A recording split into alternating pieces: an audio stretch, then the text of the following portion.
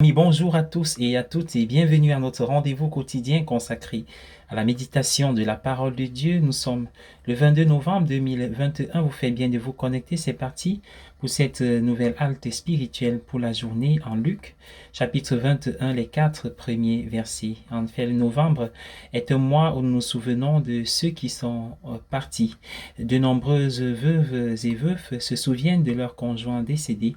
Plusieurs veuves sont mentionnées dans les évangiles, en particulier dans l'évangile de Luc que nous lisons aujourd'hui.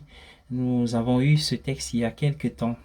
Ces veuves sont toujours dépeintes sous un jour très positif. Il y a Anna, la veuve de 84 ans, qui se prosternait dans le temple en priant et en jeûnant nuit et jour. Il y a la veuve de la parabole racontée par Jésus qui a usé un juge injuste jusqu'à ce qu'elle obtienne finalement ce à quoi elle avait droit. Dans l'évangile d'aujourd'hui, une autre veuve est distinguée par Jésus pour son extraordinaire générosité. Elle était pauvre avec peu de ressources financières. Ce qu'elle a versé au trésor du temple lui a semblé bien peu de choses. 2 petites pièces de monnaie. Nous pourrions penser à 2 pièces de 10 cents aujourd'hui, 10 centimes aujourd'hui. Personne n'aurait prêté attention à elle. Pourtant, Jésus l'a remarqué et a veillé à ce que ses disciples la remarquent également.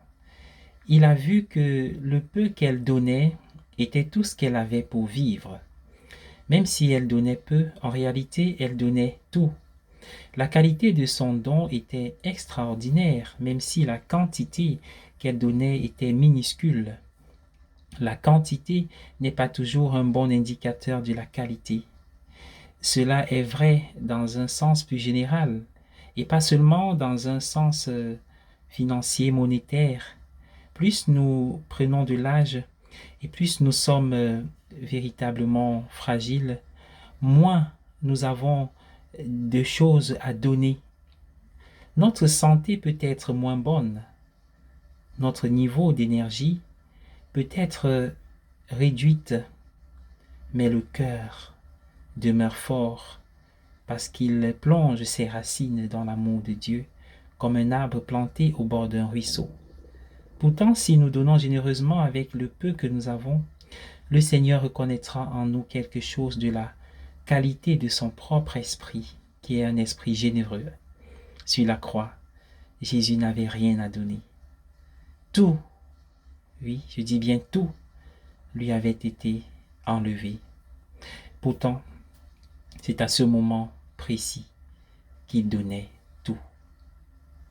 Bonne journée à tous et à chacun. Bonne semaine.